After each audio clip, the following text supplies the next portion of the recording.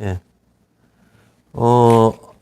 아까 이어서 계속 얘기를 하면, 요 텍스트 발췌한 걸 좀 읽어보겠습니다. 우리가, 11페이지 위에요. 외부 표면에서 지속적으로 잠을 잔다. 그래서 그 감각을 완전히 통찰할 수가 없다. 아침에 꿈을 의식으로 완전히 끌어낼 수 없는 이유와 마찬가지다. 라고 얘기를 합니다. 잠이 끼어 들어가 있으면, 여기 이 대목, 아침에 꿈을 의식으로 완전히 끌어내기가 힘들다라고 얘기하잖아요. 꿈을 왜 기억을 못할까? 이것도 애들도 많이 질문하는 거예요. 우리는 왜 꿈을 잘 기억을 못할까? 근데 꿈 기억하는 게 되게 자기가 어쨌든 어떤 식으로든지 수행을 한다고 생각을 하는 사람들이 굉장히 좋은 훈련 방법 중에 하나가 꿈을 기억하는 거거든요.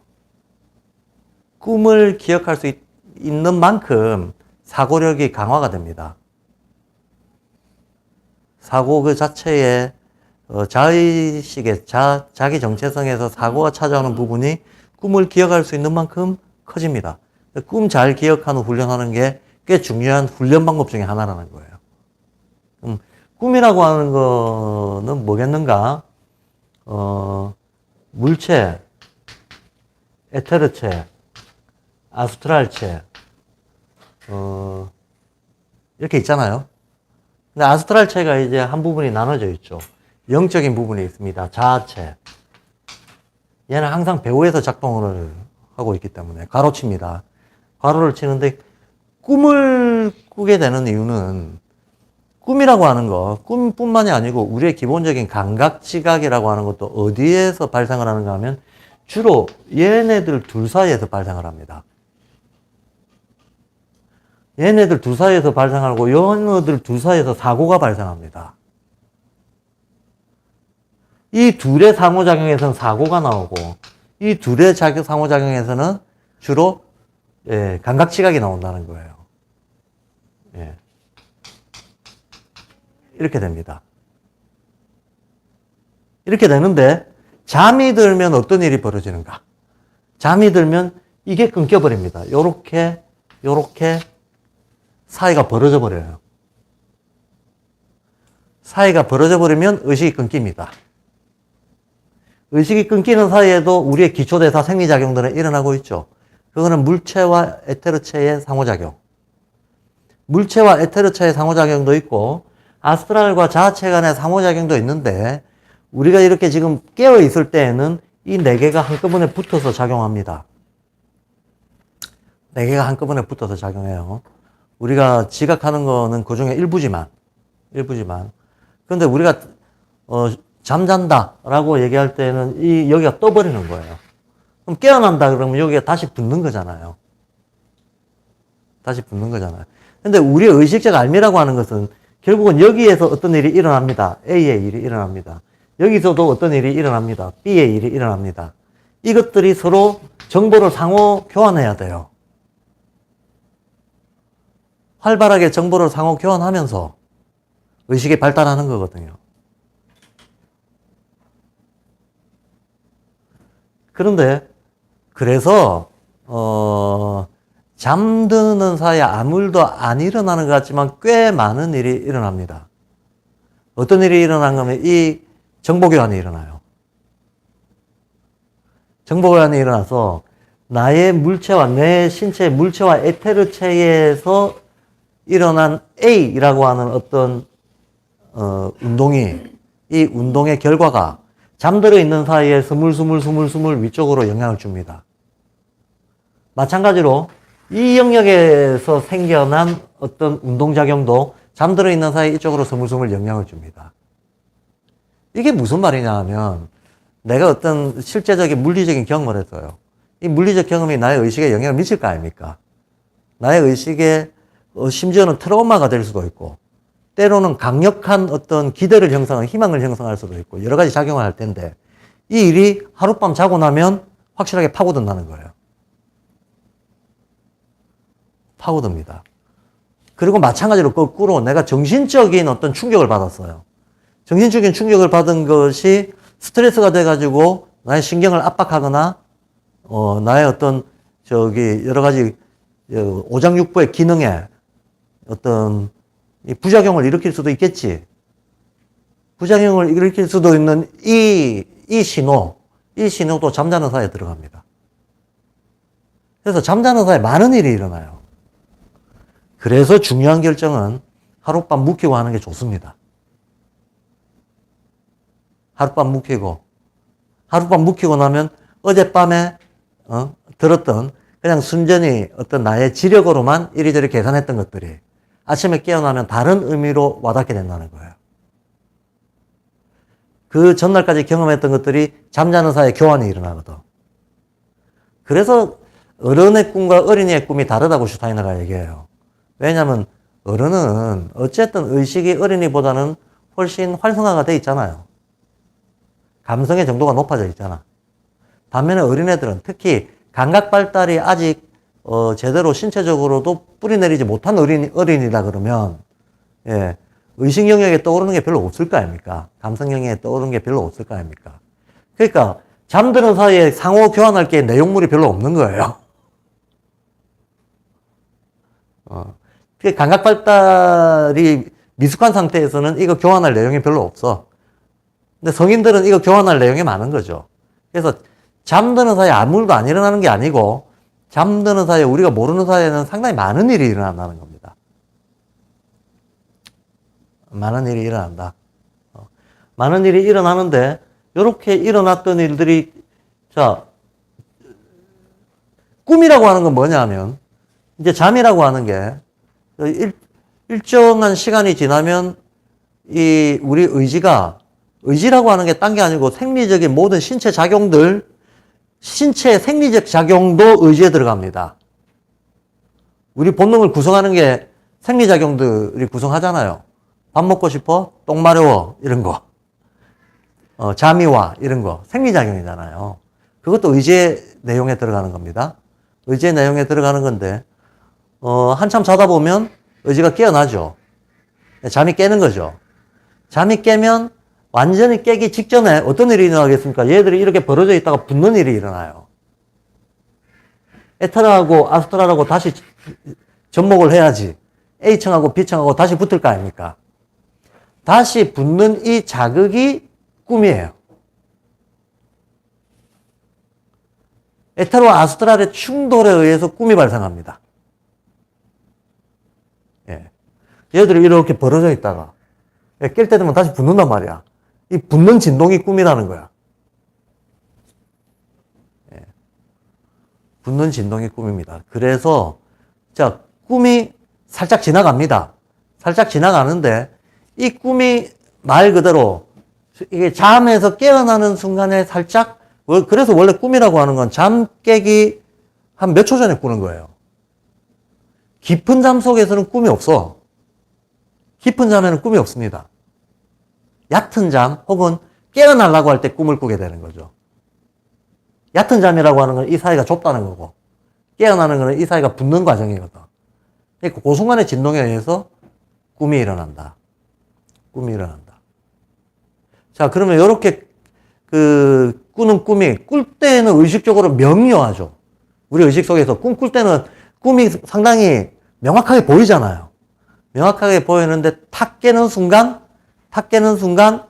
요 아스트랄 의식화에 작용을 하는 게 주로 이 아스트랄인데, 자, 우리가 깨어나는 순간 물체와 에테르가 얘가 의지 영역이거든요. 의지 영역인데 잠들어 있는 동안에 얘가 활동을 덜 하잖아. 근데 깨어나는 순간 얘가 잠들었을 때하고는 비교할 수 없이 격렬하게 활동하기 시작하거든. 격렬하게 활동하기 시작하면 그 활동의 자극에 아스트랄이 자기 에너지를 뺏겨버려요. 아스트랄이라고 하는 놈이 우리 몸 안에서 어떤 물질적 자극을 의식적인, 관념적인 걸로 전환시키는 역할을 해주고 있는데, 전환시키는 역할을 해주고 있는데, 잠에서 딱 깰 때에는 그 충돌은 아스트랄에 명확히 반영이 돼서 꿈을 꾸는 동안에 명료하게 인식이 돼.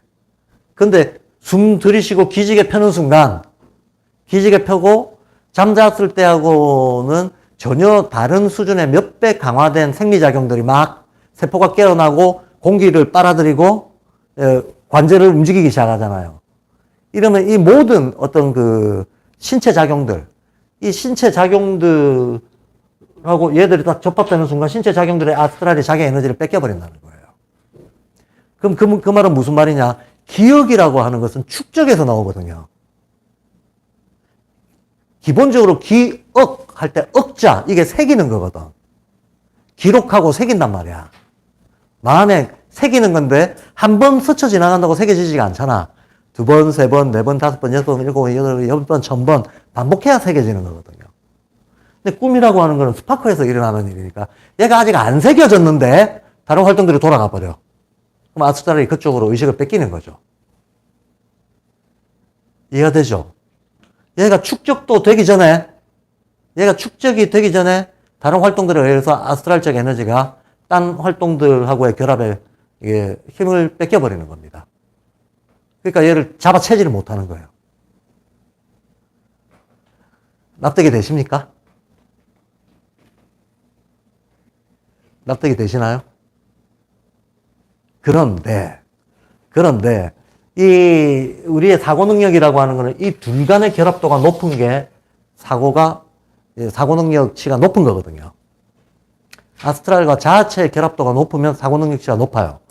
이쪽의 사고 능력치, 자아 쪽의 주도성이 강하면 강할수록, 예, 단순 자극도 오래 기억해요. 간단한 자극도 오래 기억한다는 겁니다. 예. 보통은 일반적으로는 축적이 돼야 됩니다. 기억의 요건은 축적이다. 라는 건데, 자극의 축적이다. 라는 건데, 자아체가 강하면, 예, 자극이 그렇게 오랫동안 축적 안 돼도 잡아챌 수가 있어요. 왜? 왜냐하면 자아체라고 하는 것 자체가 여기서 요거에 한 바퀴 뺑 둘러가지고 여기 흙이죠. 여기 육면체죠. 얘가 하는 일이 사고죠. 얘가 하는 일은 형태 형성하는 거예요. 즉 통합하는 거예요. 얘는 형태 형성하고 통합하는 힘 역할을 하는 애입니다. 그럼 얘 힘이 세다는 것은 어떤 자극이 딱 일어났을 때 탁 잡아채가지고 통합해내는 이 힘이 세다는 거예요. 그러니까 간단한 자극도 기억으로 끌고 갈 수가 있다는 거야. 자아의 힘이 세면 꿈을 잘 기억할 수 있다는 거야. 이해가 되시죠?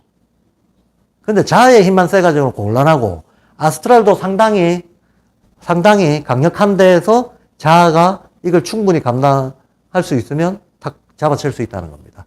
그래서 아스트랄과 자아 이쪽이 강화가 되어 있는 사람들은 꿈을 잘 기억한다. 그럼 도대체 어떻게 하면 아스트랄과 자아를 강화시킬 수 있을까? 이런 게 이제 수행 방법론인 거죠. 예. 그래서 뭐 호흡도 하고 자선도 하고 뭐 벽도 쳐다보고 물구나무도 서고 그런 거잖아요. 이렇게 하면 자아가 좀 강화될까? 저렇게 하면 여기서 말하는 자아는 에고가 아닙니다. 차라리 그리스도라고 표현하는 게 낫겠죠. 그리스도가 강화됩니다. 그리스도가 강화되면 꿈을 잡아챈다. 그래서 거꾸로 꿈을 잡아채는 연습을 많이 하면 또 그 자아의 기능이 활성화되는데 좋은 영향을 미치겠죠. 그래서 일정한 때에 꿈을 기록하고 복귀하는 거를 훈련 삼아 한번 해보세요. 그럼 많은 의식의 변화를 겪게 됩니다. 자기 돌아보기라고 하는 게 본격적으로 저절로 일어납니다. 이것도 프로이트는 뭐라고 했나, 융은 뭐라고 했나, 그런 거에 기대지 말고, 그런 거에 기대지 말라는 얘기. 이건 좀 다른 얘기인데요. 성인군자들은 누구나 똑같은 말씀을 하셨습니다만, 이거를 수용하는 사람들의 수준이 낮으면 그 똑같은 가르침 메시지를 왜곡을 하는데, 왜곡하는 패턴도 거의 비슷합니다. 예. 뭐 슈타이너부터 보자면 슈타이너가 그러잖아요. 자기의 철학부터 죽을 때까지 일관되게 하는 말이 모방과 권위에서 벗어나야 자유로운 인간이 된다. 이 말이잖아요. 모방과 권위에서 벗어나라. 그러면 무슨 경험을 하면 이 경험을 내가 이 의미를 이 경험이 나에게 무슨 의미인가를 해석을 하고 판단을 하려고 할 때, 예. 자기가 그냥 관찰하고 사고하고 판단하면 되는데, 꼭 저 권위자가 무슨 말 했는가를 찾아보려고 그러잖아요. 뉴스에서 뭐라고 했는지, 권위자가 뭐라고 하는지, 다른 사람들은 뭐라고 하는지, 엄마는 뭐라고 하는지, 예. 옆 사람들은 뭐라고 하는지 찾아보려고 하잖아요. 이게 의존이잖아요. 이게 의존인데, 우리는 습관적으로 그런 강한 의존성들을 평생 가지고 살아갑니다. 심지어는, 예, 보이지 않는 내가 신앙하는 신은 뭐라고 하는지까지. 예. 신은 뭐라고 하는지는 중요합니다. 근데 신의 말씀을, 문자를 봐야 하나요? 신의 말씀을 문자로 봐서 안다라고 하는 문제. 과연 그리스도께서는, 예수님께서는, 예, 하나님 아버지의 말씀을 뭔가 구약 성경을 보고 알았을까요? 하는 얘기예요. 아니다라는 거죠. 그래서 슈타인은 어쨌든 모방과 권위에서 벗어나라, 독립적이고 자유로운 주체가 되라, 늘 이렇게 얘기했습니다. 늘 이렇게 얘기했다면 우리가 어떤 매뉴얼에 기대거나 권위에 기대거나 하는 것로부터는 우리가 최선을 다해서 사실은 거리를 두고 멀어져야 되겠죠. 멀어지는 만큼 자유도가 커지는 거니까. 예. 물론 자의적이어서는 안 되겠죠. 내 나름대로의 내 사고관찰에 대한 확신을 가질 수 있는 어떤 내면의 중심을 갖춰야 될 겁니다. 그리고 그거에 대한 신뢰가, 내가 내 자신에 대한 신뢰가 있어야 이 거리두기가 가능해지는 거겠죠. 자, 어쨌든 권위로부터 벗어나라 그랬습니다. 슈타인은 그렇게 얘기했습니다. 예수님은 주여 주여 하고 나를 따르는 자 중에 구원받을 놈이 하나도 없다. 내 이름을 부른다고 네가 구원받는 게 아니다. 그럼 어떻게 해야 구원받는가? 자기의 십자가를 지고 자기의 골고다 언덕을 오르는 자만이 구원받는다. 같은 취지 아닌가요? 스스로 해낼 수 있을 뿐 어디에 기대서 해낼 수 있는 게 아니다. 그게 심지어 나라고 할지라도. 그게 심지어 나라고, 나를 형식적으로 부른다고 해서, 호출한다고 해서, 소환한다고 해서 네가 구원되는 게 아니다. 나를 그냥 부르기만 해서 구원되는 게 아니고 나를 정말 내면으로 깊이 가져가야 되는데, 내면으로 그리스도를 깊이 가져간다는 문제는 그리스도를 여전히 외부 대상으로 놓고 숭배한다는 문제가 아니고 그 그리스도적인 정신이 내 정신과 일체가 된다는 거잖아요. 내가 그리스도와 같은 정신으로, 예, 완전히 내 마음 자체가 변한다는 걸 얘기하는 거잖아. 그렇게 되지 않으면 구원받을 자가 없다. 예수님도 똑같은 취지의 말씀하셨습니다. 부처님은 자등명, 법등명, 유명한 말이잖아요. 자등명, 법등명. 자기 스스로를 등불 삼고 진리를 등불 삼아라. 자기를 등불 삼고 진리를 등불 삼아라. 근데 문제는 여기서, 근데 진리가 책에 있냐? 이 문제죠. 진리가 책에 있냐? 책에도 있습니다. 책의 기록이라고 하는 것은 어쨌든 인류의 어떤 정신적인 진보를 쌓아서 기록한 게 책이니까 우리는 책에서 많은 도움을 얻을 수 있습니다. 그러나 그 언어를 통해서 우리한테 전달되는 것은 어디까지나 어시스트고 도움이고 보조적인 수단이지, 진짜 깨우침은 자기 내면에서 일어나는 일이잖아요. 그러니까 어떤 궁극적인 데에 접근하면 접근할수록 인간은 외부에서는 답을 찾을 수가 없는 거야. 오로지 자기 내면에서의 어떤 작용으로만 답을 얻을 수가 있습니다. 그러니까 부처님도 자등명, 법등명이라고 얘기했습니다. 다 똑같잖아. 다 똑같은 얘기를 했잖아요. 우리가 존경에 맞지 않는 다른 성인군자들도 이런 취지의 말씀들은 많이 남겨놨죠. 많이 남겨놨는데, 수용자들이 매번, 예, 저 사람이 위대하니까 저 사람이 한 말을 그냥 내가 그대로 어떻게 잘 모방을 하면 내가 구원되겠지. 모방하지 말라고, 모방하지 않는 방법을 가르쳐 준 그 내용을 모방하고 앉아있어. 이게 참 골 때리는 거죠. 이런 일례가 있습니다. 관료주의적인 병폐가 심각한 곳에서는 여간에서 벗어나기 힘든데, 관료주의라고 하는 건 형식과 절차를 어떤 내용과 목적보다 앞세우는 매너리즘이 고착되면 관료주의가 되는 거잖아요. 어떤 대기업에서 회의 시간이 너무 길어가지고 회의 시간을 무조건 줄이라고 하는 지시가 내려왔대요. 그랬더니 회의 시간을 줄이는 방법을 길게 회의한대요. 이런 거예요. 이런 거예요. 모방하지 않을 수 있는 방법, 권위에 의지하지 않을 수 있는 방법을 열심히 성인군자들이 가르쳤더니 그걸 열심히 모방하고 의존해요. 그 방법 자체를 하나의 경직되고 고정된 어떤 명제로 놓고 열심히 그걸 되뇌이고 10번, 1000번, 10,000번 되뇌이고 그걸 모방하고 거기에 의존하면 그렇게 되려니 하고. 뭐 얘기하다가 얘기했죠? 꿈. 자, 자아가 강하면 꿈을 챌 수 있다. 낚아챌 수 있다. 그래서 거꾸로 꿈을 낚아채는 훈련을 하면 역시 자아체도 활성화가 된다. 라고 하는 겁니다. 그래서 그래서 꿈 해석에 대한 얘기를 하다 그랬죠. 꿈 해석에 대해서 수많은 이론들이 나와 있잖아요. 대표적으로 꿈의 분석부터 시작해가지고, 보통 심리학자라고 하는 사람들의 하나의 로망이 꿈의 해석이잖아요. 꿈 해석과 관련된 론들이 많이 나와 있고, 심지어는 꿈 해몽책이 얼마나 많습니까? 예. 꿈을 또 점서처럼 이용하는 이런 것들도 얼마나 많습니까? 다 됐고, 그런 게 아무리 많다 하더라도, 그걸 읽어서 내가 내 꿈에 대한 이해를 할 수는 없어요. 내 꿈은 어쨌든 나의 내부의 어떤 나의 심신의 작용 속에서 나온 거잖아요. 이거를 이게 내 거예요, 내 거. 내 거를 내가 관찰하는 데 의미가 있는 거지. 내 거를 내가 의미화하는데 거기에 의의가 있는 거지. 남이 뭐라고 해석해 주는 거에 백날 따라가 오히려 의존하면 내가 내 거를 들여다보는 힘은 약해지는 거죠. 그래서 꿈에 대한 해석이야말로 자등명, 법등명입니다. 예. 스스로 자기 꿈의 인상을 화두 삼아 스스로 명상하는 거 말고 자기 꿈을 누군가가 알려준다라고 하는 거는 어불성설이다. 예. 그런 짓부터 하지 말아야 된다. 라는 거예요. 근데 똑같은 취지의 얘기를 이제 슈타이너가 이 뒤에 계속 이어서 하고 있는데요. 일단 꿈 얘기는 요 정도 하겠습니다. 그래서 장꿈겜에서 그럼 꿈이란 뭐냐? 에테르와 아스트랄의 충돌이다. 이렇게 하면 되겠네. 그럼 감각이란 뭐냐? 마찬가지다. 제가 아까 아스트랄이 강화되고 그게 자체가 더해진 영역에서 저기가 온다. 감각이 온다 그랬잖아요. 자체가 더해졌다는 게 바로 의식으로 전환시키는 역할이에요. 물질적인 걸 정신적인 거로 전환시키는 역할. 정신적인 의미로 전환시키는 역할은 자체가 들어와야 되는 거예요.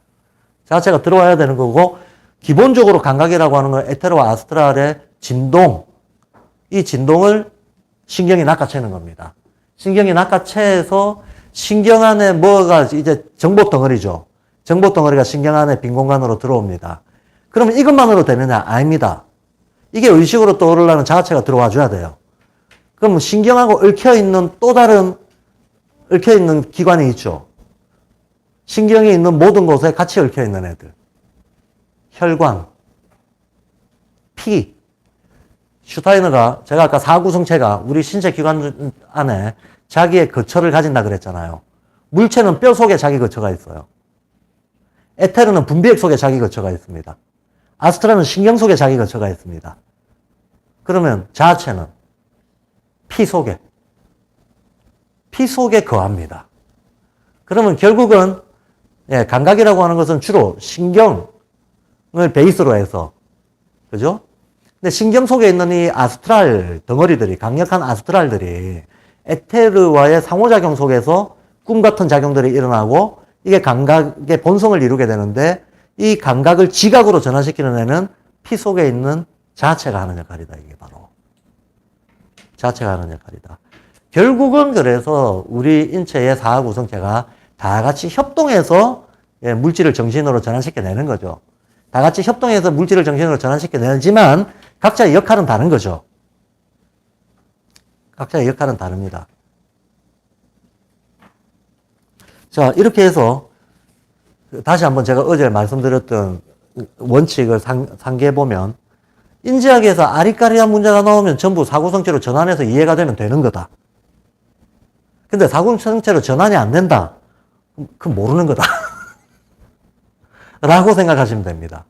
그래서 감각론을 잘 이해하는 것도 감각을 사고성체의 상호작용으로 그 조합의 구성을 이해하면 그 감각의 본성을 이해하는 거예요. 생명감각의 본성이 뭐냐? 운동감각의 본성이 뭐냐? 이런 거. 예. 거기에 작용하고 있는 사고성체의 배합을 이해하면 이해하는 겁니다. 그러면 사고성체 한 개 한 개의 움직임 혹은 성질에 대해서 그러니까 이게 제일 기본이잖아요. 이 기본 성질에 대해 가장 충실하게 알아야 되는 거죠. 예. 에테르는 도대체 어떻게 작용하나? 물체는 도대체 어떻게 작용하나? 이거를 분명하게 사실 알아야 이걸 베이스로 해가지고 나머지를 이해할 수 있게 된다. 라는 겁니다. 자, 그럼 꿈에 대해서 좀 얘기를 했고요. 그 다음, 어린이의 경우 지적인 교육도 의지적 감성적으로 해야 된다. 이건 더 이상 설명할 필요 없겠고, 노인의 경우는 반대다. 마찬가지고요. 같은 감각이라도 내용 다르다. 아까 제가 얘기했죠. 똑같은 감각이라도 내용이 다르다. 예. 자, 내가 고소한 후각의 자극을 받았습니다. 이 고소한 후각의 자극이 나의 생리를 자극하는 강도도 다르고요. 나의 의식의 의미화되는 것도 달라요. 어린애하고 노인하고. 예. 동일한 감각도 내용이 다르기 때문에 그래서 한 발 더 나가서 그러면 동일한 낱말은 내용이 같을까? 내용이 다르죠. 아까 제가 얘기했잖아요. 행복을 사전 보고 아는 애하고 예, 이제 삶을 정리하는 사람이 생각하는 행복이라는 개념하고 같나? 하는 거예요. 저 행복이라는 얘기를 꺼내서 보통 우리가 행복하게 살고 싶어, 행복해지고 싶어 누구나 하는 얘기잖아요. 누구나. 누구나 하는 얘기인데 한번 잘 생각을 해보면 도대체 복이란 뭘까? 우연한 것일까? 아니면 나의 노력에 대한 대가일까? 두 개 중에 뭐가 더 큰 영향을 미치는 걸까? 행복. 우선 복이 뭔지에 대해서도 사람마다 내용물이 다를 거예요. 무엇이 복이다라고 하는 것 자체가 사람마다 내용물이 의식 수준에 따라서 분명히 다 다릅니다. 등 따시고 배부르면 복이라고 생각하는 사람은 분명히 있어요. 예. 등 따시고 배부른 거를 능가하는 복은 없다라고 생각하는 사람은 분명히 있습니다. 근데 아무리 등 따시고 배불러도 내가 삶의 의미를 못 찾으면 그걸로 땡이야. 나는 뭔가 보편적이고 절대적인 게 죽고 사는 문제보다 더 중요해. 이런 사람도 분명히 있어요. 사람한테 복 개념이 같나? 달라. 예, 자기가 원하는 욕망의 성격에 따라 가지고 복 개념이 달라집니다. 권력에 집착되어 있는 사람도 있고 물질에 집착되어 있는 사람도 있고 됐고 나는 그런 것보다 후대의 이름을 남기고 싶어. 명예에 집착되어 있는 사람도 분명히 있습니다. 그리고 됐고 나는 집착이 지겨워. 이런 사람도 분명히 있습니다. 다 달라요. 그러니까 복이 뭘까도 일단 다릅니다.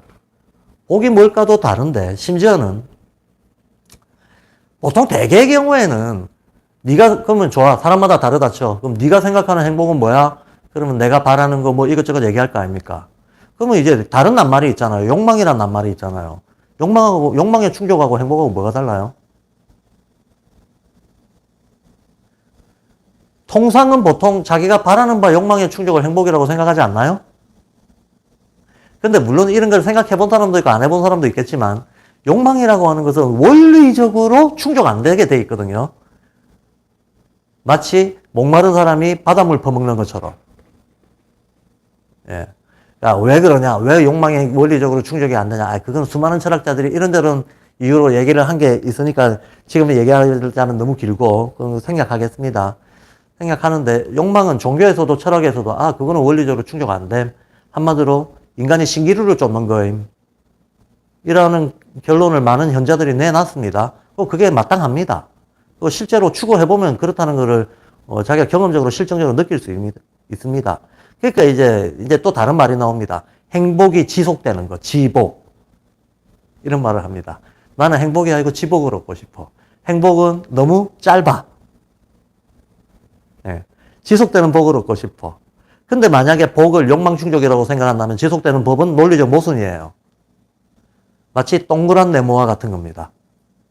동그란 네모가 어디 있어, 동그란 네모가. 그게 말장난이지. 예.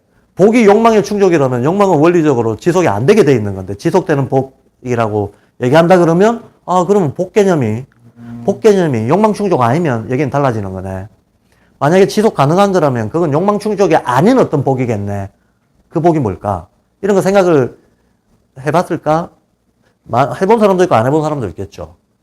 근데 이런 생각을 많이 하다 보면 행복이 내 인생의 목적이다라는 명제가 사라져 버립니다.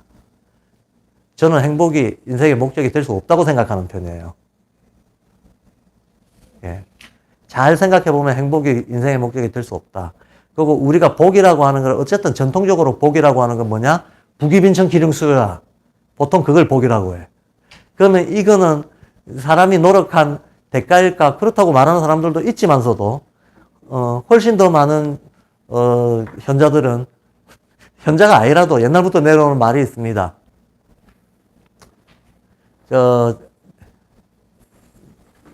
노력하는 자를 따를 자가 없고 뭐 그런 얘기 하잖아요. 그 도덕적으로 계속 내려오는 도덕적인 문구 중에 뭐 재능 있는 것보다 노력하는 자를 따를 자가 없고 뭐 하는 자를 따를 자가 없고 노력하는 자보다 그걸 좋아하는 자를 따를 자가 없고 그러다가 맨 끝에 나오는 거 있잖아요. 허무한 얘기. 운 좋은 놈을 못 따른다. 운 있는 놈을 못 따른다 그러잖아요. 어른들이 맨날 하는 말 있잖아요. 운칠 기삼. 똑같은 능력을 가지고 있는데 누구는 성취도가 100이고 누구는 성취도가 10이야. 능력치는 똑같은데. 우리 테스트 한번 해보자. 뭐 달리기 주력 테스트하고 심폐 지구력 테스트 하듯이 테스트 한번 해보자. 그러면 갖고 있는 능력치는 뭐 거의 만렙으로 거의 비슷한 만렙을 갖고 있는데 어떤 인연을 만나는가에 따라서 누구는 성취도 100, 누구는 성취도 10. 하늘과 땅 차이가 나버렸다. 운 때문에. 그럼 그거는 내 탓인 거 아닌가? 그럼 그 복은 내가 조절할 수 있나 없나 뭐 이런 복잡한 문제들을 생각하게 되죠. 복잡한 문제들을 생각하게 되는데 그래서 행복을 목표로 한다는 거는 사실은 어째 보면요. 내가 관여할 수 없는 세상에 내 운명을 맡긴다는 식의 의존적인 상태밖에 안 되게 돼버려요. 의존적인 상태. 내가 어찌할 수 없는 일에 내 운명을 맡기는 거잖아. 예. 그건 좀 곤란하다. 만약에 정말로 이 주체 독립적인 사고력 이런 게 있는 사람이라면 행복이 나의 목표야 이렇게 얘기하기는 좀 뭔가 어폐가 있다라는 겁니다. 예. 자, 어쨌든 행복의 얘기는 그만하고요. 그러니까 개념 똑같은 말이라도 이게 어떤 의미로 그 사람에게 다가가는가 하는 것은 다르고 그 사람의 경험치와 그 사람의 의식 수준과 이런 것들이 다 달린 거다라는 거 아니에요. 그래서 슈타이너가 뭐라고 얘기하는가 하면 단어 설명에서 개념을 얻으면 망한다 그래요. 어린애들한테 뭘 가르칠 때에도 낱말 뜻을 가르쳐주는 식으로 개념 형성을 시켜주려고 하면 그건 망조다라는 거예요. 그런 버릇을 들이지 말라는 거야. 한마디로 학습을 통해서 매뉴얼을 통해서 알못 얻으려고 하는. 근데 우리는 벌써 그런 거에 너무 길들여져 있죠. 식물도감에서 무슨 말 나오면 진리예요. 이런 것이 길들여져 있다는 거야. 가만 보면 애들끼리 말다툼을 하잖아요. 그럼 뭐 애들 다 자기가 모방하고 따르는 권위가 있고 그게 자기 근거가 되잖아요. 그럼 애들끼리 말다툼할 때 이기는 놈은 누가 이기는가 하면 지들끼리 말다툼하다가 같은 수준에서 이게 성부가 안 나면 우리 엄마가 그랬어 그러면 이겨요. 조금 더 크면 우리 쌤이 그랬어 그러면 이겨요. 조금 더 크면 신문에 나왔어. 좀 더 복잡하면 책에서 봤어 그러면 이겨요. 그런 일 많잖아요. 예. 이게 다 의존의 일환들이죠. 그러면 아니 인간이 말이야 자기가 모든 거를 자기가 스스로 검증하면서 살 수 있나? 올 or none이 어디 있어요? 올 or none은 없는 거죠. 100% 자기가 다 검증하면서 살 수는 없죠. 그러나 우리가 삶에서 뭔가 알을 얻는다는 것은 최대한의 자기 스스로의 검증 과정 이걸 지향하지 않으면 그 알은 신기루가 돼버린다. 이런 거는 명확하잖아요. 최대한의 검증을 해야 돼요. 최대한의 검증. 예. 그렇게 뭔가를 알아가는 것이 삶의 정상적인 방법이다라고 하는 정서를 애들한테 심어줘야 된다는 거예요. 식물 도감 보고 식물을 알았다고 생각하게끔 하면 안 된다는 거야. 교과서에 나오니까 이렇게 됐다라고 하면 안 된다는 겁니다. 아주 간단한 것부터. 예. 그래서 태양계에 목성과 수성 간의 거리가 얼마고, 예? 토성과 목성 간의 거리는 얼마고, 이거 뭐 숫자가 나와 있잖아요. 과학자들이 다 밝혀놨으니까. 그거 외웠어. 외우긴 외웠는데 밤하늘에서 목성이 뭔지, 토성이 뭔지 한 번도 본 적도 없고 볼 생각도 안 해. 이러면 안 된다는 거예요. 이해되시죠? 달의 상망 주기를 시험에도 나오니까 다 외웠어. 지도상의 위도경도 어느 위치에서 볼 때 달이 언제 어떻게 관찰되는가를 다 시험 치면 답을 맞출 수가 있어. 근데 자기는 그 시간에 달 본 적이 없어. 이렇게 하면 안 된다는 겁니다. 그리고 젖꽃이 빨간 잎을 띠는 이유는 젖꽃 속에 들어가 있는 어떤 화학적인 성분 때문이야. 라고 책에 나와 있습니다. 아, 그럼 그 화학 성분 때문인가 보다. 그 이름도 복잡해. 뭐, 약간 그리스, 라틴어 섞여 있는 학명들이 있잖아요. 그 학명이 무슨 뜻인지도 모르고 막 외웠어, 일단. 예. 아크로폴리스라고 합시다. 예. 아크로폴리스 효소가 있었어. 뭐, 아드레날린 효소가 있었어. 아드레날린이 무슨 말인지도 몰라, 사실은. 아드레가 뭔지, 날린이 뭔지도 몰라. 아크로가 뭔지, 폴리스가 뭔지, 아가 뭔지, 크로가 뭔지 몰라, 일단. 모르지만 그냥 주르륵 다 외웠습니다. 암기합니다. 암기하고, 아크로폴리스 더하기 프로테스탄트 더하기, 뭐 더하기, 뭐, 호모 에쿠스 더하기, 더하기 하면 원자값이 이렇게 나온대. 그러면 빨간색이 나온대. 오케이, 외웠어. 이렇게 하지 말라는 얘기예요. 이렇게 하지 말라는 얘기예요. 이런 알면 전부 죽은 알입니다. 그 슈타이너는 뭐라고 하는가 하면 사실로부터 개념을 취해야 된다. 개념 형성이 되더라도 이 사실로부터는 뭡니까? 자기의 체험이죠. 자기의 체험과 자기 내면의 관찰 사고를 얘기하는 겁니다. 이게 자등명입니다.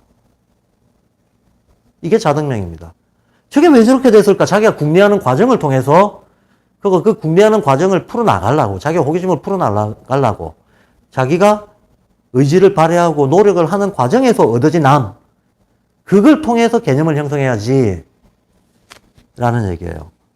사실로부터 개념을 취해야 된다. 단어를 초월해서 사물의 정신에 이르러야 된다라고 했어요. 단어를 초월해서 사물의 정신에 이르러야 된다. 이건 또 무슨 말입니까?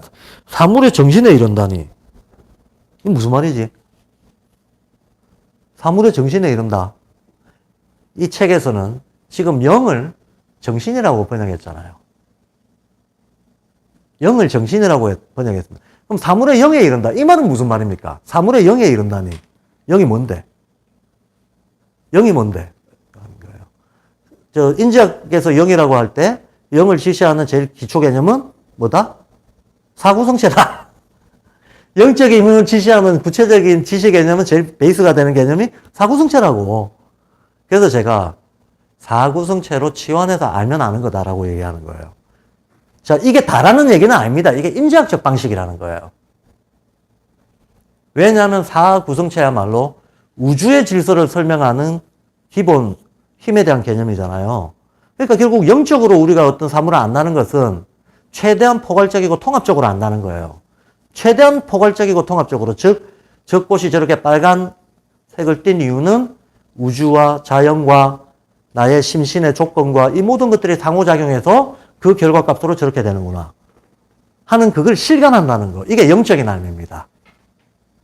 이게 영적인 알미고 이게 사물의 정신에 가 닿는다는 얘기예요. 근데 사실 문장을 사물의 정신에 가 닿아야 된다. 이거를 제가 지금 어쨌든 설명을 했습니다. 혹시 뭐 설명 듣기 전부터 알고 계셨던 분들은 상관없는데 이런 취지나 맥락이라는 걸 몰랐던 분들이 있다면 그런 분들은 사물의 정신에 가닿는다를 도대체 어떻게 이해를 했을까? 뭔가 좀 정신이 혼미한 방식은 아니었을까? 이래서 사실은 번역어가 또 중요해져요, 용어가. 용어를 명확하게 써야 되는데 정신이라고 했을 때 우리의 일반적 의식, 일반적 생각 혹은 스피릿 어느 정신을 말하는 건지 정신이 없죠. 예. 이래서 영어가 중요하다는 거예요.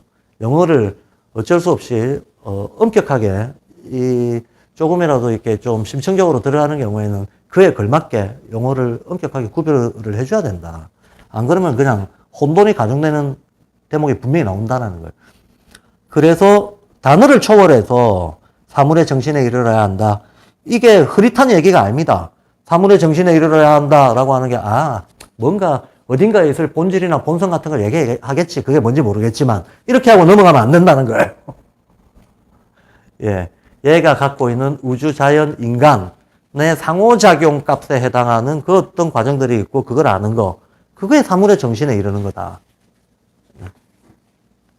어떤 것을 파악하고자, 심지어는 우리가 이런 생각을 하다 보면 우주, 자연, 인간이라고 제가 얘기했지만, 인간이라고 하는 거는 인간이 처해 있는 시간과 공간의 제약을 받잖아요. 시공간의 제약과 조건이 있잖아. 내가 태어난 지형, 자연환경, 그리고 나의 정체성을 구성한 역사, 문화의식, 이런 것들의 제약을 분명히 받잖아요. 서구인들이 볼 수 있는 걸 동양인들이 못 보는 게 있어요. 동양인이 보는 걸 서구인이 못 보는 것도 있습니다. 100년 전 사람이 봤던 걸 우리가 못 보는 게 있어요. 거꾸로도 마찬가지입니다. 자기를 그런 정도까지 시공간적인 대자화까지 돼서 자기를 관찰할 수 있는 사람이 있다 그러면 그 사람은 더 통합적이고 더 포괄적인 사고를 하는 게 되겠죠. 예. 자, 그래서 최대한 더 통합적이고 더 포괄적인 이런 사고를 할 수 있는 거, 그게 사물의 정신에 이르는 거다. 어떤 것을 파악하자고 할 때 당장 단어를 생각해서는 안 되고 실제적인 관계를 찾도록 해야 된다. 이건 뭐 계속 똑같은 맥락이죠. 근데 이 부분이 발드루프 교육에 있어서 교수 방법에 있어서 어쩌면 가장 중요한 원칙인 거죠. 사물의 실제에서 알면을 얻어야 된다. 지식에서가 아니고. 예. 감각지각은 소중하지만 감각지각을 추상화하고 사회가 인정해 놓은 낱말풀이에서가 아니고, 예. 자기 스스로의 감각지각을 키워내고 자기 스스로의 관찰력을 키워내는 방식으로 삶에 접근하도록 해야 된다. 물론 100% 그렇게 할 수는 없습니다. 책도 봐야 되고요. 때로는 사전도 외워야 되고요. 예. 때로는 공식도 외워야 되고. 왜 그런 게 안 끼어들겠습니까? 다 끼어들죠. 다 끼어들지만 원칙이 뭐고 중심이 뭔가를 명확하게 해야 된다는 거예요. 예. 그래서 무슨 문제가 발생하면 지가 문제 생각할 엄두도 안 내고, 예, 전례부터 찾고, 예, 어느 문헌에 쓰여져 있는가부터 찾으려고 하는 거. 그러니까 제가 저도 이제 이런저런 공부를 하다 보면 어쩔 수 없이 수많은 논쟁을 보기도 하고, 제가 논쟁의 어떤 주체가 되기도 하고, 그런 상황들이 생기잖아요. 제가 제일 약간 할 말을 잃게 되는 경우가, 어떤 사람이 자기 근거라고 막 얘기를 하는데, 그게 왜 근거가 되냐 보니까 어느 책에 나와 있대요. 이러면 할 말이 없어지죠. 할 말이 없어져요. 아니, 책에 나와 있건 말건 증명을 해봐. 근데 증명을 할 줄은 모르면서 문헌에 있다는 게 근거가 된대. 이거는 내가 이유는 모르지만 남들이 누군가 내가 믿는 사람이 이렇게 말해드리니까 맞는 거야 라고. 맹목입니다. 맹목입니다. 자기가 스스로 검증할 수 있고 증명할 수 있지 않은 것인 한 문헌에 있다고 해서 그것이 근거야 라고 얘기하는 거야말로 실은 권위의전의 전형적인 어떤 것들이죠. 예. 여기까지만 얘기하겠습니다. 더 얘기하고 싶은 바도 있지만.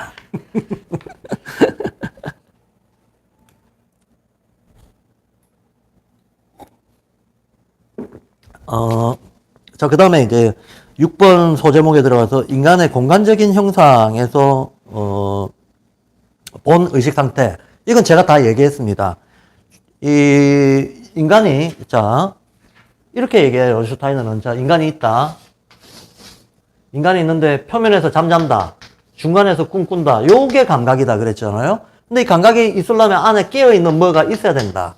이 깨어있는 상태가 신경 안의 빈 공간이다. 그 신경 안의 빈 공간 속으로 아스트랄이 돌아다니고 있고, 그 아스트랄을 돌아다니고 있는 혈관이 자극을 해서 자체가 습합에 들어가가지고 의식으로 전환을 시킨다. 자, 이 논리거든요. 근데 하나, 둘, 셋, 넷, 요 맨 안에 있는 물질적인 게 있다. 물질적인 것도 있다 그래요. 맨 안쪽에서는 얘는 또 잠잔다. 이게 뼈를 얘기하는 겁니다. 예. 뼈가 생각한다라고 얘기했을 때는 이게 잠이라고 하는 것도 그렇잖아요. 사실은 우리가 잠잘 때 더 영적이거든요. 잠이 들 때. 잠이 직관적으로 연결이 돼 있다 그랬잖아요. 의지가 가름하고 연결이 돼 있다 그랬잖아요. 내 의식성이 안 떠오르고 있어서 그렇지. 영은 내가 잠들었을 때 열심히 활동합니다. 영이 활동해서 하는 일이 뭐냐? 아까 말했던 그 밑에 에테르 물질의 자극을 위쪽에 정신적인 자극을 아래쪽으로 상호교환시키는 거. 이거 영이 하는 거예요. 즉 자아가 하는 거예요. 자아체가 하는 거예요. 자아체라는 영적 힘이 이 일을 해내고 있습니다. 서로 간의 교류와 통합을 시켜내고 있다는 거야. 그런 의미에서는 뼈가 생각한다라고 슈타이너가 얘기했던 것도 맞지만 그래도 어쨌든 뼈는 기본적으로 물체의 거처예요. 물체의 거처고 잠잔다라고 표현할 수 있어요. 그러니까 얘는 잠들어. 얘도 잠들어. 여기 중간에 꿈이 있어. 여기 중간에 또 깨미 있어. 이런 구조인 거죠. 그죠? 물질적인 베이스를 기초로 해가지고 장꿈깨미 늘어서 있는 이런 신체 구조를 우리는 가지고 있다. 신체 구조를 가지고 있다라고 얘기하면서 잠자고 중간에서 깬다고 할 때 이 영역에서 발달하는 건 신경기관이다. 제가 설명했던 겁니다. 근데 신경기관이 그러니까 감각의 기초를 이룬다. 맞는 말인데 이거를 지각으로까지 전환을 시키는 거는 뭡니까? 혈관이 있어야 된다. 피해작용이 있어야 된다는 거예요. 그래서 그냥 감각만 말할 때하고 감각 지각을 말할 때 좀 구별해야 되는 거죠. 감각은 느낌이 온 거예요. 지각은 의식화를 시키는 겁니다. 뭐다 하고 이거 뭐다 개념도 갖다 붙이고 판단도 하고 예. 자, 이거 공간 형상은 아까 얘기했고요. 그 다음에 신경하고 혼적인 것, 영적인 것의 관계에 대해서 얘기하려고 합니다. 신경은 사멸하려고 하는 경향이 있다. 이건 또 뭔가? 이게 무슨 말인가? 신경이 사멸하려고 하는 경향이 있대. 왜 그런가요, 신경은? 그러니까 사실 우리가 이런 얘기를, 슈타이너가 사멸하려고 하는 경향이 있다고 말했어. 그러니까 사멸하려고 하는 경향이 있어. 라고 결론으로 받아들이는 게 바로 앞에서 하지 말라고 했던 짓이에요. 예. 앞에서 분명히 그러는, 하지 말라고 얘기해놨잖아. 그러니까 우리는 슈타이너 명제도 내가 검증하는 식으로 들어가야 됩니다. 신경이 왜 사멸하려고 합니까? 신경의 본질이 아스트랄이라는 걸 이해해야 돼요. 그럼 아스트랄은 왜 이 사멸이라는 뜻이 뭡니까? 동양식으로 아스트랄을 개념 전환시키면 목화토금수 중에서 뭔가요, 아스트랄이? 화의 본성은 뭔가요? 분산. 이게 바로 사멸 경향입니다. 어떤 형태가 형성되어 있는 게 있을 때 얘를 흐트러뜨리는 힘도 있을 거 아닙니까? 이거를 과학적 개념으로 얘기하면 어떻게 되냐? 약한 행력. 강한 행력은 밀도를 높이고 약한 행력은 깨버리잖아요. 자유도를 높이잖아. 엔트로피 정대 법칙. 사멸하려는 경향 엔트로피 정대 법칙이네. 예. 그러니까 우리가 실제로 무슨 일이 일어나는가를 자꾸 생각해야 돼요. 신경이 사멸하려는 경향이 있다는 것은 아스트랄의 성질을 얘기하는 겁니다. 끊임없이 사멸하려고 하는 경향이 있다. 그런데 근육은 늘 영혼과 직접 관계 맺지만 신경은 인간 유기체로부터 자 그럼 봅시다. 이것도 사구성체로 취환하라니까.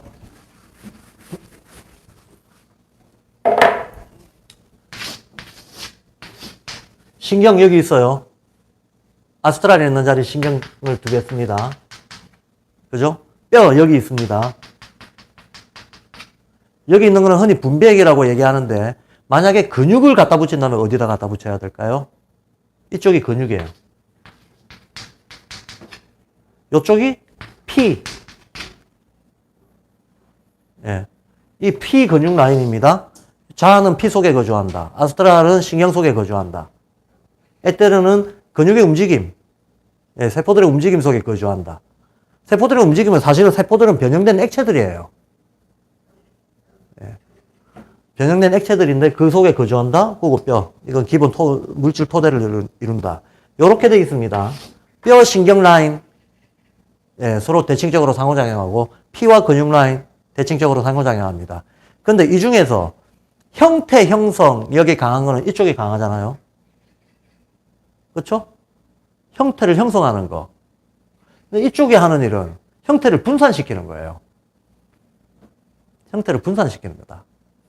얘들은 형태를 묶어두려고 하고, 근육이나 피는 잡아두려고 하고, 예, 뼈와 신경은, 특히 신경은 흐트러뜨려 버리려고 한다.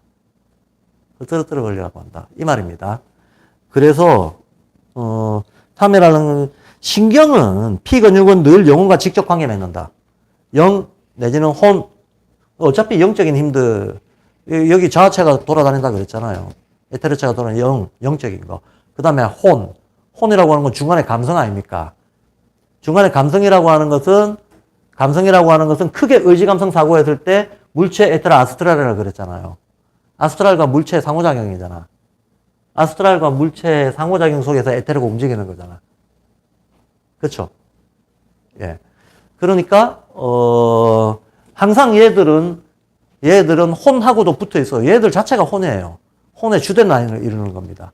자, 이렇게 돼 있는 건 맞는데, 유독 이 신경은 인간 유기체로부터 끊임없이 스스로 소외시킴으로써, 이런 거죠. 스스로 소외시킴으로써. 자, 신경이 스스로 소외시킨다.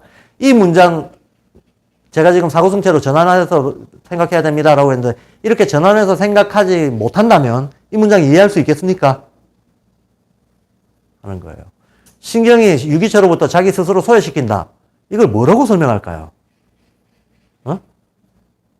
네, 그러니까 지금 우리는 그렇게 지금 얘기를 했잖아. 지금 우리가 이해한 이 방식으로 이해하지 않는다면 이걸 뭐라고 설명하겠냐고, 이 문장을. 영원히 모호한 문장이 돼버릴 겁니다. 영원히 모호하고 뭔가 어슴푸레하고, 예, 손에 안 잡히는 문장이 된다는 거예요.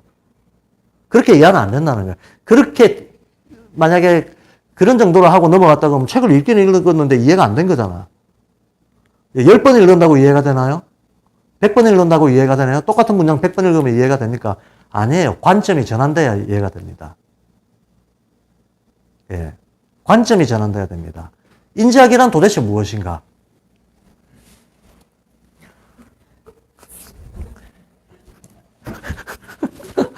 인지학이란 도대체 무엇인가에 대해서 슈타이너 선생이 1923년도 말년에 원숙한, 예, 의식으로 정리해놓은 책이 10여 년 전에 출간됐다가 절판이 됐으나 최근에 며칠 전에 저희가 다시 재출간을 해서 인터넷으로 주문하시면 됩니다. 학교로 연락하시면 안 되고요. 인지학이란 무엇인가 라고 하는 훌륭한 이 안내서가 나왔습니다. 이 안내서 꽤 중요합니다. 왜냐하면 이 글은 이 슈타이너의 강연인데 이 강연은 1923년도에 이루어졌어요. 23년도, 24년도에 슈타이너의 강연들이 꽤 중요합니다. 왜냐하면 슈타이너도 만화수잖아요. 슈타이너 영적인 사람이었잖아요. 자기 죽을 때를 알았겠어요? 몰랐겠어요? 당연히 알았죠. 아, 이제 삶의 마무리를 해야 될 때구나. 이제 내 사상의 총괄을 해야 될 때구나. 근데 내가 한평생 활동하고 살아보니까 내가 이런저런 많은 얘기를 했으나 아는 놈도 있고 모르는 놈도 있고 반대하는 놈도 있고 안다고 생각하는 놈들 중에서도 이해가 좀 삐뚤빼뚤 불균형하고 뭔가 오해가 많이 일어나는 것도 있고 그랬을 거 아닙니까? 예. 그냥 뭔가를 좀 더 보충해 줘야 되겠구나. 뭔가를 좀 더 강조해 줘야 되겠구나. 이런 생각하에서 이루어진 강연들이 집중되어 있는 게 23년도, 24년도 강연이에요. 근데 지금 인지학이란 무엇인가? 라고 하는 이 제목은 진짜 이 주제 제목 자체는 너무나 개론서 같은 제목이잖아요. 그죠? 근데 중요한 거는 이게 23년도에서 강연했다는 게 중요한 거예요. 그래서 실제로 이 책을 읽어보시면 알겠지만 사람들이 자기한테 슈타이너한테 배운 사람들조차도 인지학에 대해서 인지학은 이런 거야 저런 거야 이런 거야 저런 거야 라고 말하는 사람들이 빼먹고 있는 거 여전히 이해 못하고 있는 거 대중적으로 퍼지는 과정에서 오히려 오해가 생기거나 누락이 된 거 그 중에서 핵심적인 거 이거를 다시 추스려 가지고 정말 인지학이라고 하는 거는 인간의 어떤 심신 전체를 사구성체로 이해할 때만 예, 알 수 있는 알미다라고 하는 취지로 써놓은 게 이 책이에요. 그리고 그랬을 때에만 우리는 현생의 의미, 전생의 의미, 후생의 의미까지도 연결해서 이해할 수 있게 된다라고 얘기를 합니다. 예.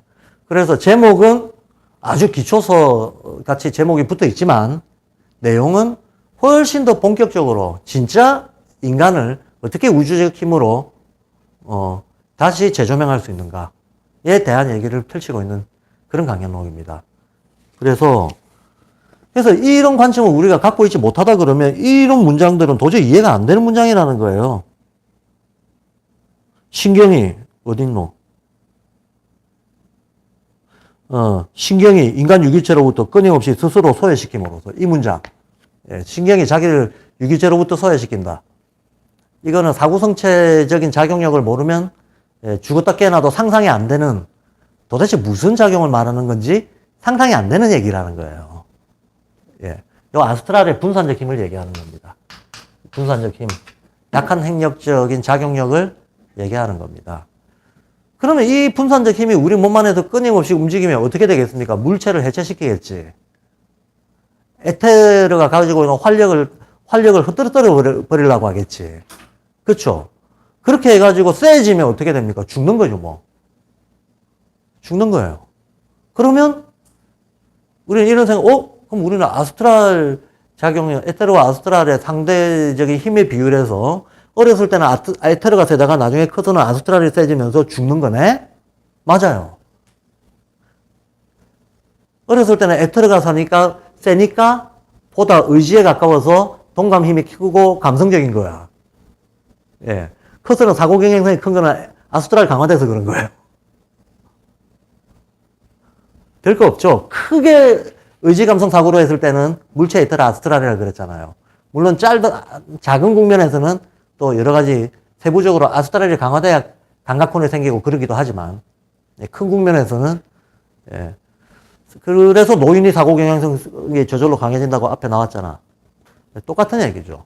그래서 사구성체의 어떤 상호작용을 이해하면 뭐 반복되는 얘기지만 슈타이너가 여기서 이 말하고 저기서 저 말한 것 같은 헷갈리는 명제들을 헷갈리지 않게 일관되게 정리해서 이해할 수 있다라고 제가 계속 강조해서 얘기하는 겁니다.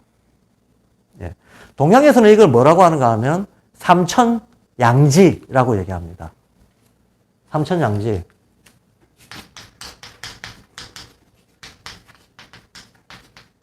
삼천양지가 뭐냐면 이게 3이에요. 양이라고 하는 거 2를 말하는 겁니다. 하늘의 논리는 3의 승수로 움직이고 땅의 논리는 2의 승수로 움직인다. 음양 5행이라고는 하지만 5 중에서 양의 편에 서 있는 애들이 3놈이고 음의 편에 서 있는 애들 2놈이다. 이렇게 얘기해요. 그럼 삐뚤빼뚤하네. 기울어진 운동장이네. 양값이 많다는 거네. 그렇죠. 맞아요. 양값이 많다고 봅니다. 현재 우리가 살고 있는 이 시대는 양값이 많다고 봅니다. 왜? 지축이 기울어져 있어서 그쪽으로. 양값이 많게 어떤 별작용들을 흡수할 수밖에 없는 식으로 지구가 구조화되어 있어서 지구를 둘러싸고 있는 기운들 중에서 음양 중에서는 양값이 많다. 그런데 이 양값 많은 거에 영향을 가장 크게 받는 존재가 인간이다 라고 봅니다. 인간이다. 그래서 다른 어떤 광물이나 이런 데에는 음양값이 그런 대로 균형적으로 들어가지만 인간한테는 양값이 크게 작용한다라고 봐요. 그러면 양이 있고 음이 있다고 해봅시다. 그럼 우리의 물질적인 이 육체는 양에 가까워요? 음에 가까워요? 양이죠. 아니, 음이죠. 음이죠. 우리 안에 있는 의식이라든가 우리 안에 온기, 열기 이런 것들은 양이잖아요. 그러면 양값이 크잖아. 양값은 분산시키려고 하잖아. 그러니까 음값을 점점 해체시킬 거 아닙니까? 다른 말로 하자면 우리가 태어날 때 수명 정해져 있다고 하잖아요. 그 수명 정해져 있다는 원리가 어떻게 되는가 하면 이 사람이 타고난 오장육부의 내구성과 혈관 이런 것들의 구조에 따라서 폐의 크기에 따라서 한 번 심호흡했을 때 피가 도는 양이나 속도가 어느 정도 정해져 있을 거 아닙니까? 근데 잘 생각해 보세요. 피라고 하는 놈은 열기 덩어리잖아요. 열기 덩어리잖아. 자, 그냥 상상을 해봅시다.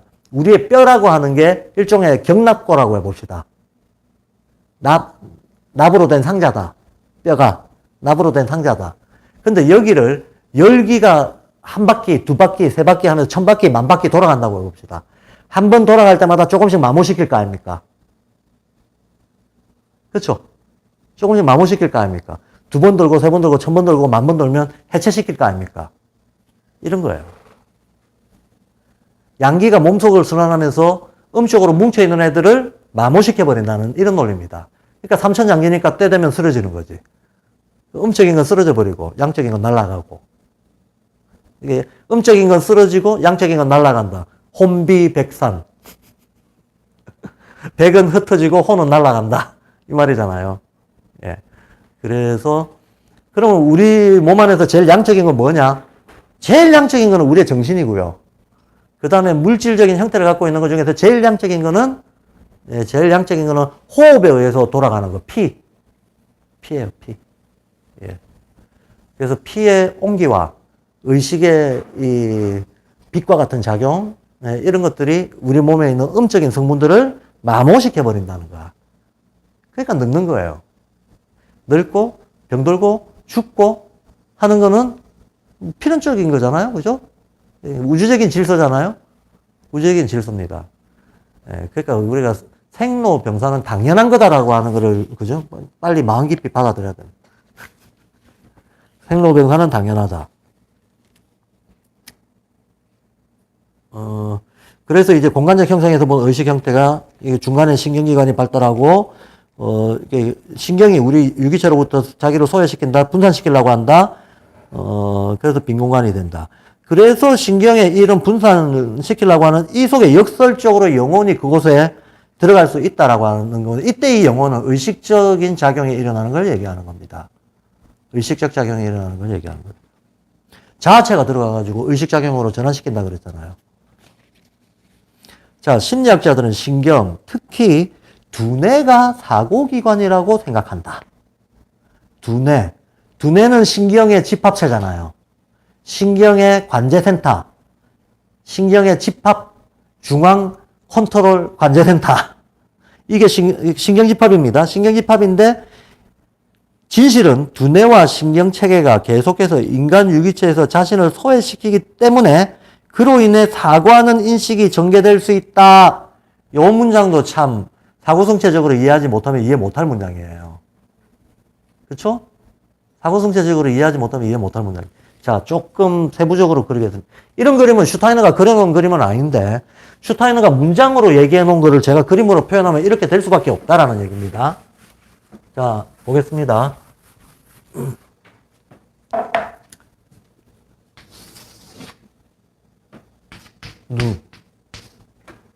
눈, 코, 입.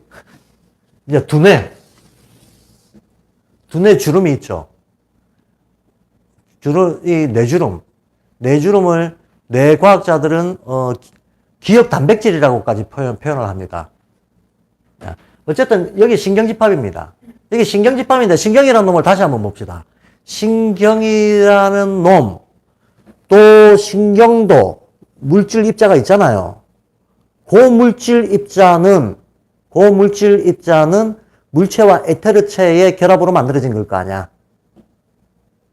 우리 몸 안에 있는 액체 성분들은 모조리 다 에테르체. 우리 몸 안에 있는 광물 성분들, 뼈 성분들은 모조리 다 물체. 신경이라고 하는 놈은 뼈에 붙어 있고 근육청소로 파고 들어와 있죠. 얘도 물질성을 가지고 있잖아. 얘는 물체 더하기 에테르체 같은 성질을 가지고 있다. 신경의 외부를 이루고 있는 그 어떤 것, 뭐 관이 있다고 칩시다. 요 관 자체는 신경 내부의 신경이라고 하는 관은 얘는 물체와 에테르체로 구성되어 있는 세포다. 맞죠? 그런데 이 안에 아스트랄이 날뛰고 있다는 거예요. 이 안에 아스트랄이 날뛰고 있다. 그렇죠? 근데 요 아스트랄은 자꾸 이걸 벌리려고 한다. 공간을 넓히려고 한다. 라는 거예요. 예, 신경 안에 있는 그 공간을 자꾸 넓히려고 한다는 거예요. 그러면 빈 공간이 확보될 거 아닙니까? 요 빈 공간을 통해 가지고 뭐가 왔다 갔다 한다는 거거든요. 근데 우선은 아스트랄이 여기서 작용하고 있죠. 확실히 아스트랄이 작용하고 있죠. 근데 아스트랄이 만들어 놓은, 넓혀 놓은 이 빈 공간에 뭐가 들어온다? 자아체가 들어온다는 거예요. 자아체는 신경 옆에 있는 혈관 속에 옹기로 있다가 아스트랄이 넓혀 놓은 이 공간으로 자아체가 들어온다는 거예요. 이렇게 해서 자아체가 가지고 있는 통합력에 의해서 의식으로 전환이 된다. 이런 논리거든요. 이런 논리인데, 그러면 봐봐. 유기체로부터 자기를 소외시키면서 사고관계 장애, 역설적으로 영혼이 그곳에 들어설 수 있다 그랬잖아요. 영혼이 그곳에 들어설 수 있다. 우리가 의식으로 자아체가 전환을 시켜놔야 비로소 감성이라고 말하는 그 영역에 의식작용들이 일어난다. 그 얘기예요. 그러니까 엄밀히 말하면 무슨 영혼 자체가 확 들어오는 게 아니고 영혼도 두 개잖아요. 영도 있고 혼도 있고. 예. 물론 여기서 이 책에서 영혼이라고 했을 때는 소울을 얘기하는 거겠죠. 감성을 얘기하는 거겠죠. 근데 감성 자체가 훅 들어오는 게 아니라는 거예요. 아스트랄과 자아의 상호작용이 일어난다는 거예요. 아스트랄과 자아의 상호작용이 일어남으로써 우리가 소울이라고 부르는 그 마음의 작용들이 드디어 자각이 된다는 겁니다. 자, 그래서 영혼이 그곳에 들어올 수 있다. 그래서 심리학자들은 두뇌가 사고기관이라고 하지만 진실은 두뇌와 신경체계가 계속해서 인간 유기체에서 자신을 소외시키기 때문에 자신을 소외시킨다라고 하는 거는 금방 말했듯이 신경이 이렇게 에테로적이거나 물질적인 것들을 마모시키거나 분산시키려고 한다. 그 얘기거든요. 소외시키기 때문에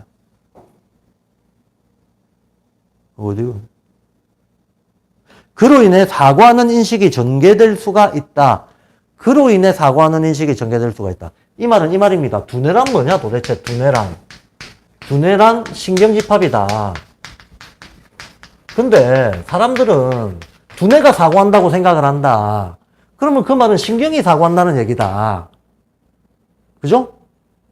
신경이 사고의 주체다라는 얘기다. 근데 슈타인의 말은 신경은 사고의 주체가 아니다라는 거예요. 신경은 물질 덩어리잖아, 일단. 신경의 물질적인 부분이 있죠. 이건 그냥 에테로예요. 에테로 물체 결합체입니다. 신경의 물질적 부분, 유물론자들이 현미경으로 들여다볼 수 있는 그 신경은 그냥 물질이야. 그게 중요한 게 아니고 현미경에 잡히지 않는 어떤 놈이 있는 거죠. 아스트랄체. 그 아스트랄체가 이 안에서 얘를 막 이렇게 확장시키려고 하고 있다는 거예요. 자, 그럼 얘가 사고의 주체인가? 이까지도 아니라는 거예요. 하나 더 들어와야 사고가 일어난다는 거죠. 자아체. 그러니까 보이지 않는 자아체가 사고의 주체인 거죠. 보이지 않는 자아체가 사고의 주체인 거지. 이 신경 다발이 사고의 주체다 아니겠다. 얘는 자아체가 들어와서 작용을 일으키는 공간적인 장이다라는 거예요. 이해가 되시나요? 그러니까 두뇌를 매개로 해서 의식작용이 일어난다 이렇게 말하면 맞아요. 근데 두뇌가 의식을 일으킨다 이렇게 말하는 건 곤란하다는 거예요. 두뇌가 의식의 주체다, 사고의 주체다 이렇게 말하는 건 곤란하다는 거야. 그래서 뭔가 두뇌를 그러면 물리적으로 개발하면 사람들이 그래서 그럼 뭔가 물리적으로 뇌주름이 엄청나게 많이 가는 뭔가를 발명해 가지고 인공적으로 지능을 빡빡빡빡 올릴 수 있겠냐? 올릴 수 있어요. 그렇게 할 수도 있어요. 대신 그런다고 영적이 되지는 않습니다. 영적이 되지는 않습니다. 그러니까 지능 개발하는 거 많이 있잖아요. 예. 지능 개발 훈련 많이 한다고 영적이 되지 않습니다. 예. 자아체를 강화시키는 거는 비물질적인 별도의 방법이 있는 거지. 예. 자, 그게 바로 이 말입니다. 이래서 슈타인의 그 정말 많은 사람들이 이해하지 못하는 말. 뇌를 떠난 사고가 있다. 그렇죠. 이 말은 바로 뇌신경 집합이 사고의 주체가 아니다. 그 말이고. 신경이라고 하는 것은 장소의 개념인 거지. 이게 작용의 주체 개념이 아니다라는 얘기예요. 실제 작용의 주체는 아스트랄과 자아체의 결합이다. 그 중에서도 특히 아스트랄이 하는 역할은 이 공간을 넓히는 역할이에요. 한편으로는 이게 이제 아스트랄이 신경 안에서 하는 주된 역할이고, 그러면서 동시에 자아체가 들어왔을 때, 그럼 자아체만 가지고 또 의식이 일어나는, 그렇지는 않습니다. 자, 물체와 에테르는 물체는 응축돼 있어요. 에테르는 이걸 좀 활성화시켜가지고 이제 움직이는 상태로 만들어 놨습니다. 아스트랄은 이걸 분산을 시켜버렸습니다. 근데 자아체가 들어와서 이 분산이 됨으로 인해가지고 얘가 뻗어나가서, 아스트랄이 실제로 뻗어나갑니다. 우리 눈을 통해서 코와 입과 귀를 통해서 아스트랄이 뻗어나가요. 그리고 외부에서 접촉해가지고 정보를 물고 안으로 들어와요. 안으로 들어와가지고 뇌 쪽으로 몰립니다. 예. 뭔가 정보를, 소재를 묻혀서 들어와서 뇌로 들어가면 얘가 자아체하고 만나가지고 의식으로 처리가 되는 거야. 그러니까 자아체만 가지고 되지는 않지. 그러나 자아체가 이 분산해서, 아스트랄이 분산시켰다가 묻혀 들어왔던 이 정보를 자아체가 처리 못하면, 한마디로 아스트랄은 요리의 재료를 제공해 주는 거고, 자아체가 요리사인 거죠. 자아체가 요리사입니다. 이해가 되시죠? 신경은 주방이에요. 우리가 요리사가 요리한다고 말해야지, 주방이 요리한다. 주방에서 음식물이 나오니까 주방이 요리한다고 생각할 수도 있죠. 유아틱한 사람들은 그렇게 생각할 수 있습니다. 이건 유치한 사고방식이라는 거예요. 근데 애들은 진짜로 이렇게 생각할 수 있다는 거 아세요? 이거 진짜인데요. 제가 어떤 초등학교 3학년짜리 시를 본 적이 있어요. 얘가 뭐라고 썼는가 하면, 에어컨아 고맙다, 시원한 바람을 줘서. 강아지야 고맙다, 나랑 놀아줘서. 뭐야 고맙다, 뭐 어쩌고저쩌고. 뭐야 고맙다, 뭐 어쩌고저쩌고. 심지어 이렇게 말해요. 냉장고야 고맙다, 맛있는 음식을 줘서. 얘는 냉장고 문 열어보면 음식이 있으니까 냉장고가 나한테 준다고 생각하는 거야. 얼마나 유치해. 엄마 고마워, 나한테 나를 사랑해줘서. 아빠는 끊어놓고, 물음표 해놓고, 행 띄워놓고, 왜 있는지 모르겠다.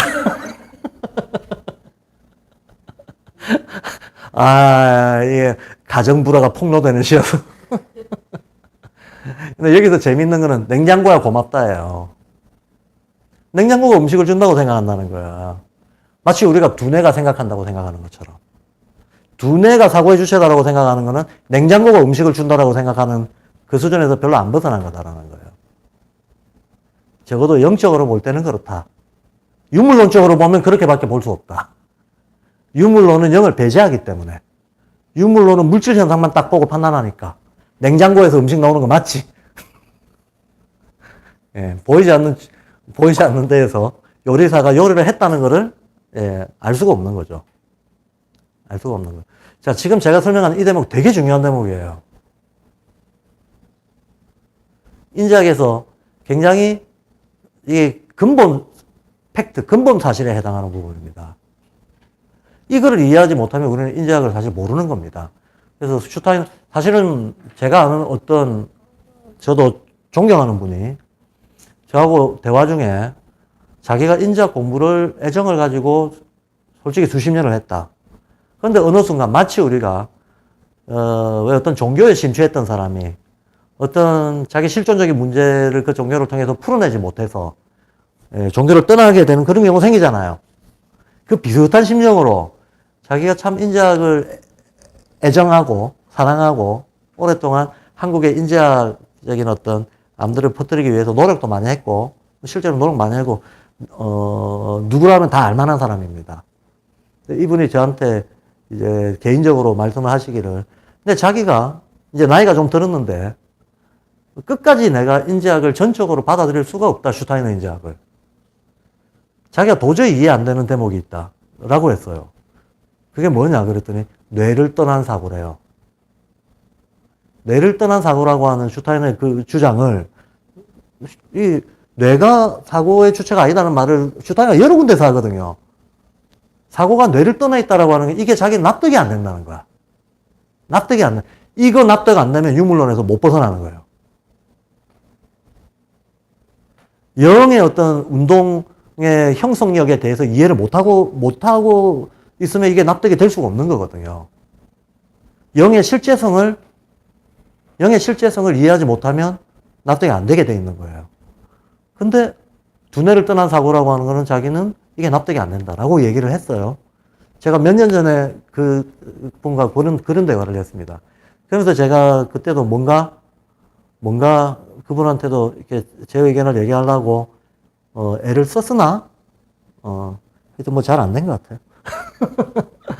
잘 안 된 것 같은데 지금 이 강의를 들으시는 분들도 요 강의 기회에 뇌를 떠난 사고, 이게 인지학에 애정을 가진 사람들조차도 납득하지 못했던 아주 슈타이너의 때로는 모호하고 때로는 신비하게 비춰지는 많은 명제 중에서도 아주 강력한 명제였거든요. 그게 이런 의미다라고 하는 것을 우리가 이해하면 인지학이 설명하고 있는 세계의 질서 안에서 자기 정합적으로 납득이 되잖아요. 예. 자, 그래서 꽤나 중요한 대목이었다. 자, 그 다음에 있는 거는 뭐 똑같은 얘기입니다. 똑같은 얘기고, 이제 자료만 읽어보셔도 압니다. 그리고 마지막으로 또 한 번 더 강조하고 있는 게, 단해에서가 아니고 실제, 사실로 들어가도록 순응하는 자세가 인류의 미래를 위해서 더없이 중요하다. 이 말은 거꾸로 말하면 우리가 권위로부터 벗어나는 거. 근데 권위로부터 벗어나는 거를 유치한 사춘기적인 반항 심리로 이해하면 안 되겠죠. 내가 권위로부터 벗어나려면 벗어날 수 있는 실제적인 어떤 알미 나에게 있어야 벗어나지는 거지. 벗어나고 싶어 발버둥 친다고 벗어나지는 건 아니죠. 예. 모호한 알을 대체하는 명확한 알미 확보돼야 권위에서 벗어나지는 거지. 근데 권위에 의지한다는 것 자체가 잘 생각해 보세요. 내가 왜 의지를 합니까? 내 스스로 모호하기 때문에 의지를 하는 거예요. 그 모호성이 없어져야 벗어나는 거지.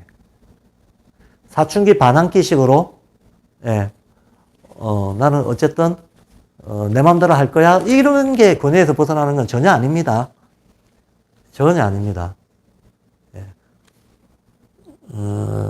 결국은 의식의 성숙에 달려있는 거다. 권위에서 벗어난다라고 하는 이 문제 자체가 의식 성숙에 달려있는 거다.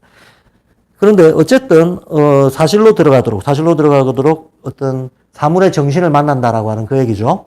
사물의 정신을 만날 수 있도록 하는 그 자세가 인류의 미래를 위해서 너무나 중요하다. 왜? 미래 인간들은 영적이어야 됩니다. 왜 영적이어야 되느냐? 영적이어야 생존할 겁니다. 영적이지 못하면 생존이 불확실한 시대로 우리는 들어왔습니다. 지금 겪고 있는 재난이 있잖아요. 코로나를 겪고 있어서 온라인으로 만나고 있잖아요. 코로나 왜 생겼나?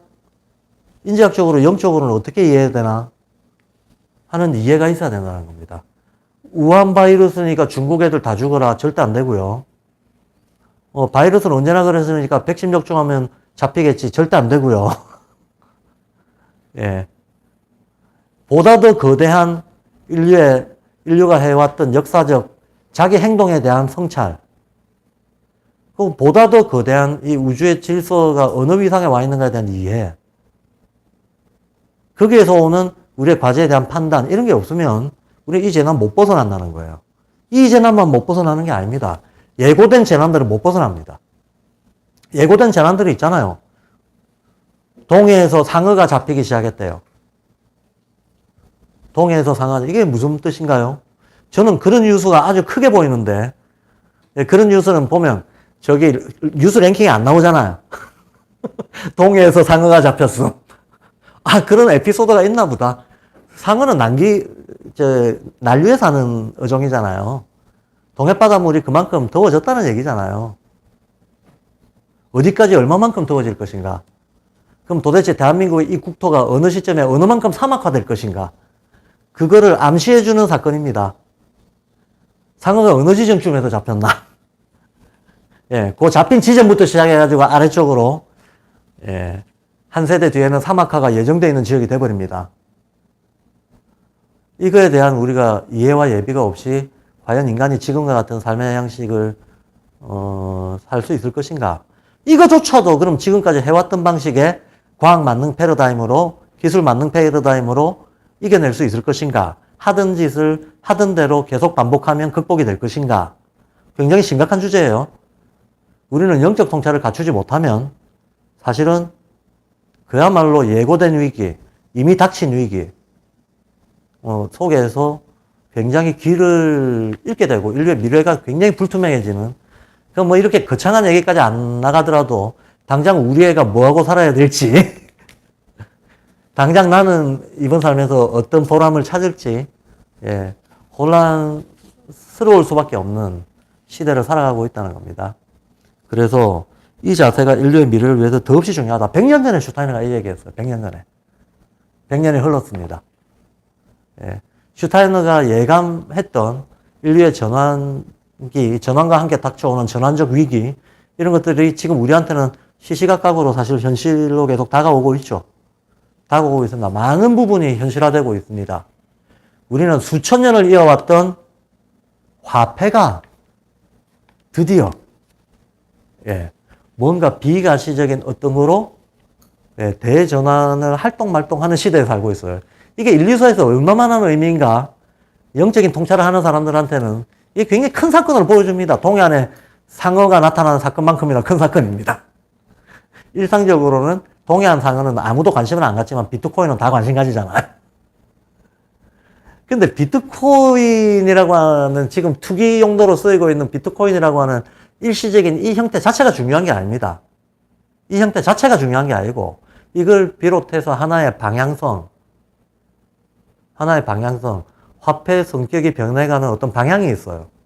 그 방향이 암시하는 인간의 의식의 미래, 이런 것들이 있다는 거예요. 이거에 대해서 우리는 이해하지 못한 채 우리가 속해 있는 사회, 정치, 경제 구조가 모르는 채로 대전환을 일으키는 속에 들어가 있습니다. 그리고 모르는 채로 이 재앙을 받는 사람들도 있습니다. 수없이 많은, 죄 없이 혼란에 직격탄을 맞는 사람들이 있습니다. 또 앞으로도 얼마나 자각하는가에 따라서 이 부작용 내지는 이 충격을 인류는 완화시킬 수도 있고, 어떤 돌이킬 수 없는 트라우마를 남길 수도 있고, 그렇게 되겠죠. 자, 어쨌든 이때 100년 전 이 시대에는 슈타이너가 한마디 붙입니다. 그런 어떤 매뉴얼적 개념이 아니고 영적 실제 이해에 대한 거야말로 정말 중요한데, 이런 거 제일 못하는 사람들이 사회주의자들이다 그러잖아요. 물론 뭐 자본주의자라고 다르겠습니까? 다 똑같지. 자본주의자나 사회주의자나 공유하고 있는 게 너무 많잖아요. 근대적 인간관 똑같고요. 유물론적 세계관 똑같죠. 그런데 좀 더 정치적으로 극단적인 형태가 이 당시의 사회주의자들이었다는 거예요. 이 또 사회주의라고 얘기한다고 해서 혹시 진보적인 의식을 갖고 있는 분들이 야 이거 봐라 슈타이너 우파네 라고 생각 안 하시기 바랍니다. 왜냐하면 이때 슈타이너가 사회주의자라고 비난했던 직접적인 대상자는 누구였을까요? 나치죠. 나치. 예. 나치의 풀네임이 무슨 노동자 민주 무슨 사회주의잖아요. 예. 그리고 실제로 슈타이너는 나치의 정치적 압박을 목숨이 위태로울 정도로 받았던 사람이에요. 그리고 나치는 말할 것도 없고, 뭐 이탈리아 파시즘, 무솔리니부터 해가지고 이때 당시에 전제적 파시즘적인 일이 얼마나 많았습니까? 이것들이 전부 사회주의의 이름으로 행했단 말이죠. 그리고 엄밀히 말해서 볼셰비키 혁명으로 대변되는 어떤 무장폭력운동이라고 하는 게 도덕적으로 볼 때 아무리 어쩔 수 없었다라고 하는 정당화, 심정적 정당화를 우리가 할 수 있을지 모르겠지만, 실제로 그게 퍼뜨린 정말 기계적이고 유물론적인 인간관, 세계관, 그 부작용은 현대 우리가 적어도 영적 가치를 추구하는 사람들은 그걸 그대로 인정할 수는 없어요. 그때 당시에 어떤 도덕적인 저항으로서의 시대적인 유의미성은 따로 논할 문제지만 사회주의가 갖고 있는 유물론적인 인간관과 세계관, 이거를 영적으로 뭔가 가치 있는 것으로 평가하기는 힘들다라는 거예요. 그런데 슈타이너가 여기저기서 가끔 사회주의자들을 되게 막 직접적으로 비판하거든요. 근데 이제 그때 그 사회주의는 어떤 군사 독재적인 전제정적인 혹은 직접적으로는 나치 정권을 대상으로 하는 거다 하는 거, 그 역사적인 환경을 좀 이해하고 보면 우리가 뭐 진보적인 의식에 슈타이너가 공격적이고 비판적이다라고 하는 생각은 안 해도 된다. 안 해도 된다. 오히려 슈타이너의 인지학이 제시하고 있는 어떤 인류의 미래 과제, 이거야말로 더 심층적인 의미에서 진보 아니겠는가 라고 생각할 수 있다는 말씀을 드리고 싶습니다. 자, 오늘 오전 강의는 여기까지 하겠습니다. 고맙습니다.